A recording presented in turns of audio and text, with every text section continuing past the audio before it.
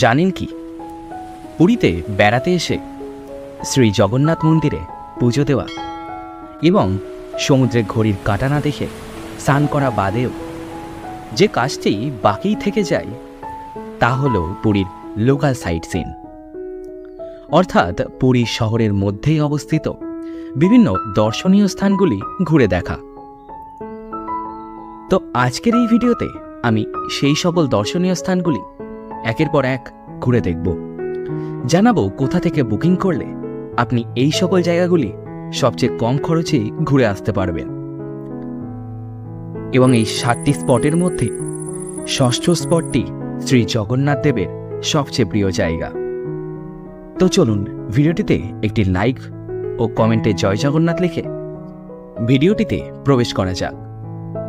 কম খরচে সুন্দরভাবে ঘুরে দেখব বলে আমি আর আমার ভাই বেরিয়ে পড়লাম অটো বা টোটো কোথায় ভাড়া পাওয়া যায় তার উদ্দেশ্যে। এবং যথারীতি 5 থেকে 6টি দোকান ঘুরতেই খোঁজ পেয়ে গেলাম এই লক্ষ্মী নরসিংহ ট্যুর অ্যান্ড ট্রাভেলসের, এবং দেখলাম এখানকার ভাড়া আর 5টি দোকানের থেকে তুলনামূলক কমই। তাই একটি ম্যাজিক গাড়ি বুকিং করে নিলাম। যেহেতু আমাদের গ্রুপটি ছিল 10 জনের, তাই মাথাপিছু ভাড়া পড়ল 100 টাকা করে, অর্থাৎ মোট 1000 টাকা। তারা জানালেন 1000 টাকাতে মোট 7টি স্পট 4 ঘন্টায় ঘুরিয়ে দেখাবেন। আপনারা চাইলে টোটো কিংবা অটো বুকিং করতে পারেন, তবে লোক সংখ্যা কমলে মাথাপিছু ভাড়াটা একটু বেড়ে যাবে। এই লক্ষ্মী নরসিংহ ট্যুর অ্যান্ড ট্রাভেলসের ফোন নাম্বার আমি আমার ডেসক্রিপশন বক্সেই দিয়ে রাখলাম, চাইলে কন্ট্যাক্ট করতে পারেন। যেহেতু আমরা সকালবেলায় যেতে বেশি আগ্রহী ছিলাম, তাই যথারীতি সকাল সকাল হালকা ব্রেকফাস্ট করেই বেরিয়ে পড়লাম। তো হ্যালো বন্ধুরা, আজ আমরা আবার বেরিয়ে পড়েছি মানে এই পুরীর আশেপাশে যে সকল সাইট সিনগুলো সেগুলো দেখে নিতে।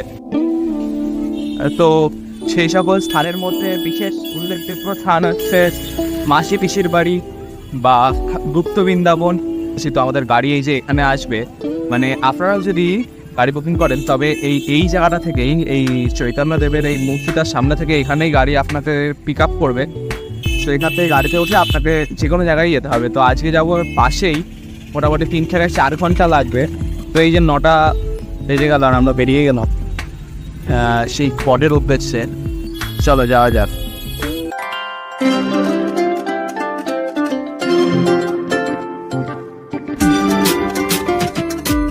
এবং সোজা মেরিন ড্রাইভ রোড ধরে আমরা চলতে থাকলাম। তো আমরা চলে এসেছি আমাদের প্রথম স্পট, মানে বিপত্তারিণী কালী মন্দির। এখানে জুতো খুলে ওই কালী মন্দিরে প্রবেশ করতে হবে। ওখানে মা কালীর মূর্তি আছে।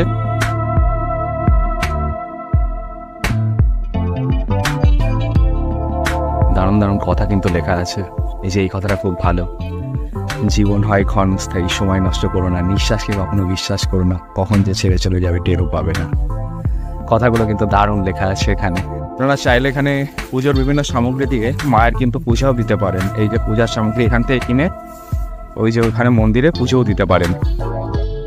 এবার এখান থেকে বেরিয়ে আবার ম্যাজিকে করে পুরীর মোহনার পাশ দিয়ে সোজা চললাম দ্বিতীয় গন্তব্যের উদ্দেশ্যে।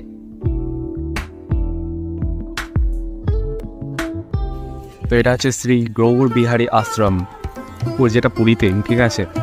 তো এটা আমাদের নেক্সট স্পট। তো এই স্পট ঘুরে দেখা যাক। তো চলো ভেতরে প্রবেশ করা যাক। এখানে হচ্ছে জুতো খুলে প্রবেশ না করলে জুতোর জন্য আবার জুতো বা চটির জন্যে 10 টাকা করে লাগবে। এখানে কিন্তু এই যে ভিজিটিং টাইমটা দেখে নাও, সকাল 7টা থেকে দুপুর 12:30 আর বিকেল 3টা থেকে 5টা অবধি এখানে খোলা থাকে এটা, এবং 5টার পরে কিন্তু বন্ধ হয়ে যায়। এই যে এখানে 10 টাকা করে পার হেড টিকিট দিয়ে এখানে প্রবেশ করতে হবে। খেলার ছলে জায়গাটি থেকে শিখেছিলাম অনেক কিছুই, তাই এই গুপ্ত বৃন্দাবনকে নিয়ে একটি ডিটেলস ভিডিও আমি আমার চ্যানেলে ইতিমধ্যেই আপলোড করেছি।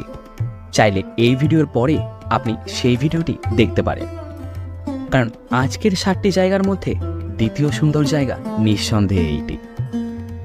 তো চলুন যাওয়া যাক পরবর্তী গন্তব্যে।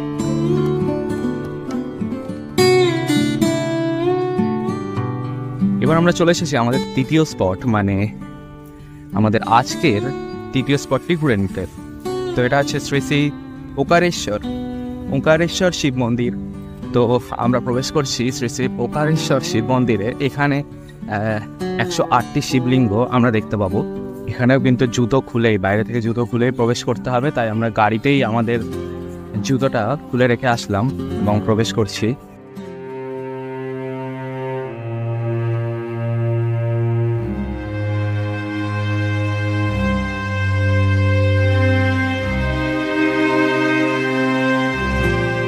যে এখানে বিভিন্ন কেনাকাটা করার জিনিসপত্র এখানে রয়েছে এবং পুজো দেওয়ারও সামগ্রী, তোমরা এখানে পুজোও দিতে পারো সকলে। খুব সুন্দর, যে গুপ্ত বৃন্দাবনের মতনই এটাও কিন্তু খুব রংচঙা আর কি। এই যে প্রসাদমের ব্যাপার এখানে, এবং এখানে যে রাধাকৃষ্ণের যে রাসমঞ্চের ব্যাপারটা সেটা এখানে দেখতে পাওয়া যায়।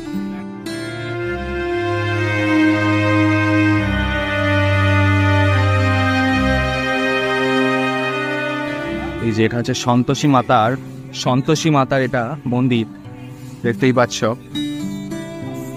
আচ্ছা, এখানে যে 108 শিবলিঙ্গ, সেটা আমরা এই যে বিগত সাইড এক একটি শিবলিঙ্গের এক একটি নাম কিন্তু, ঠিক আছে। তো এই মন্দিরটি ঘুরে চলুন পরবর্তী স্পটটি ঘুরে নিতে।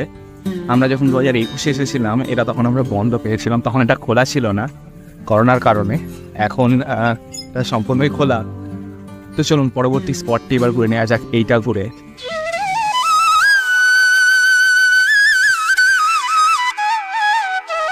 তো আমরা এবার প্রবেশ করছি আমাদের চতুর্থ স্পটকে ঘুরে নিতে। মন্দিরটা আমি দূর থেকেই দেখছিলাম, খুব সুন্দর লাগছে কিন্তু মন্দিরটা একদম পুরো জলের মধ্যেখানে। তো এটি হলো জগন্নাথ দেবের পিসির বাড়ি, যার সামনে রয়েছে ওড়িশার বৃহত্তম কৃত্রিম পুকুর, নাম নরেন্দ্র পুষ্করিণী।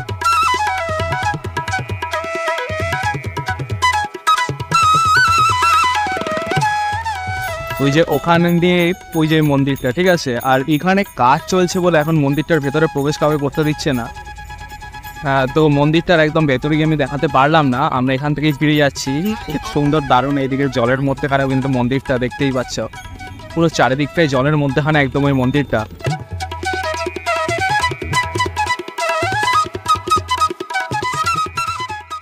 ওই মন্দিরটাতে কাজ চলছে বলে এখন না এখানে সবুজ রঙের ঠাকুর থাকে, এখানে প্রতিমা যদি আছে, এটা উঠে যাবে। আচ্ছা, এতে কাজ চালে এও উঠবেন। মেন মন্দির কোনটা? ওটা এটা আচ্ছা, ওই মন্দিরটা না, এটি দিন আছে জল তুলা করে, এতে একটু নৌকা বিহান করে। ও আচ্ছা, নৌকা বিহান। আচ্ছা, এখানে নৌকা বিহান হয়, তাই তো? নৌকা বিহান হয় এই জায়গাটাই। আর মেন হচ্ছে জগন্নাথ বলরাম সুভদ্রা দেবীর, এটা হচ্ছে পিসির বাড়ি। তো 21 দিনের জন্য এখানে আসে শুনেছি।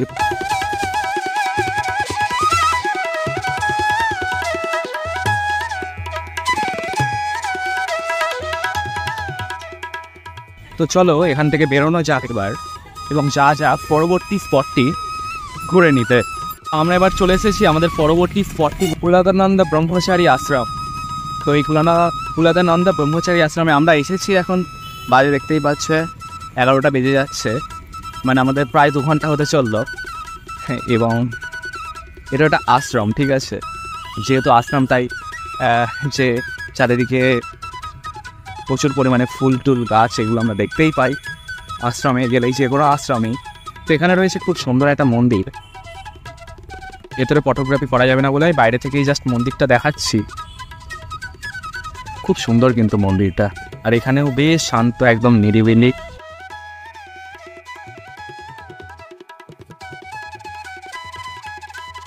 আর এটা হচ্ছে চটিয়া বাবার সমাধি আশ্রম।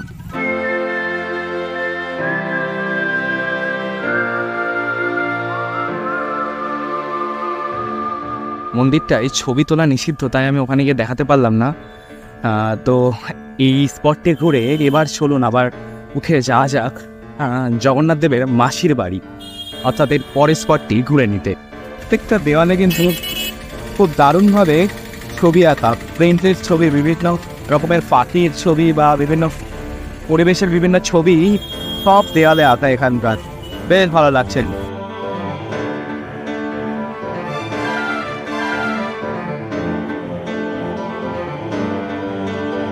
আচ্ছা, এটা হচ্ছে জগন্নাথ দেবের মাসির বাড়ি। মানে জগন্নাথ দেব তার মন্দির ত্যাগ করে রথের দিন এই রাস্তা ধরেই 2 কিলোমিটার পথ অতিক্রম করে এই মাসির বাড়িতেই তিনি এসে পৌঁছান এবং মাসির বাড়িতেই বেশ কিছুদিন কাটান। আবার তিনি মন্দিরে ফিরে যান নিজের গর্ভগৃহে। এবং এটি জগন্নাথ দেবের সবচেয়ে প্রিয় স্থান, কারণ গর্ভগৃহ ত্যাগ করে বছরের 7টি দিন তিনি এখানেই কাটান। আর এবছর রথযাত্রাতেও তার অন্যথা হবে না। তবে এবছর রথযাত্রাতে আপনি আসছেন তো? কমেন্টে অবশ্যই জানাবেন। কিন্তু প্রকারের ভিডিওগ্রাফি বা ফটোগ্রাফি অ্যালাউ নেই। আর তাছাড়াও মন্দিরের কাজের জন্য মন্দিরের বন্ধ আছে গেট। এখন ওখান থেকেই মন্দিরটা দর্শন করে বা প্রণাম করে তোমাদের ফিরে আসতে হবে। তুমি যদি পুজো দিতে চাও তো সামনে থেকে পুজো দিয়ে নিতে পারো কিছু অল্প কিছু টাকার বিনিময়ে, কিন্তু মন্দিরের ভেতরে প্রবেশ নিষিদ্ধ। এই যে এখানে পুরো ইনস্ট্রাকশন দেওয়া আছে শ্রী গৌরীচন্দ্র টেম্পলের।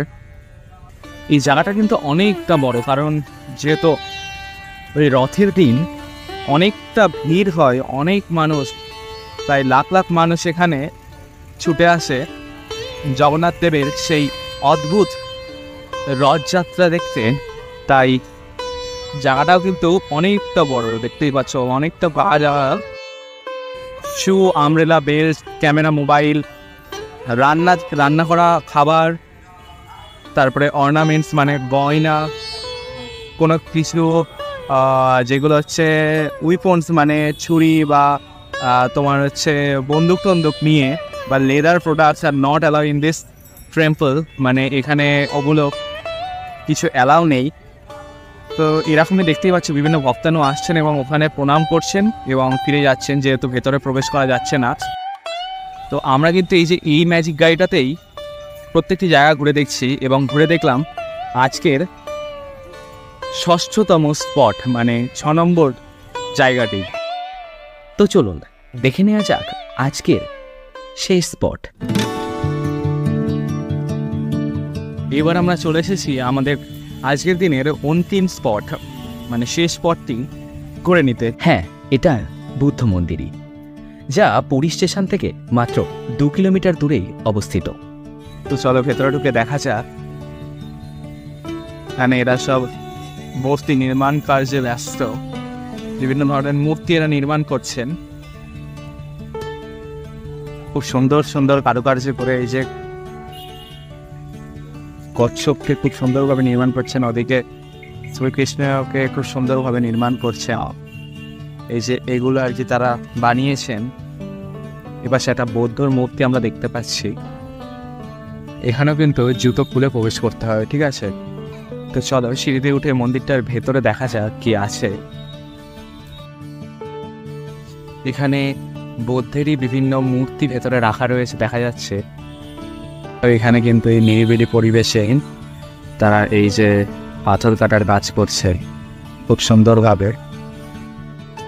মোটামুটি 4 ঘন্টার মধ্যেই আমরা ঘুরে দেখলাম সকল স্পটগুলি। আমার তো ভালোই লাগলো, তবে আপনার কেমন লাগলো এটাও কমেন্টে জানাতে ভুলবেন না। কিন্তু যেটা ভালো লাগেনি আমার, সেটা হলো বারবার জুতো খোলা আর পরা, তাই জুতো না পরে আসাই ভালো। তো আজকের ভিডিও এখানেই শেষ করছি। তবে গুপ্ত বৃন্দাবন এখন কেমন হয়েছে তা জানতে আমার ডান দিকের ভিডিওটি চেক করতে পারে, এবং কলকাতা থেকে পুরীতে ট্রেন জার্নি সম্পর্কে অবগত হতে চাইলে আমার বাঁ দিকের ভিডিওটি চেক করতে পারে। আপনার সাথে ওখানেই দেখা হচ্ছে। টাটা।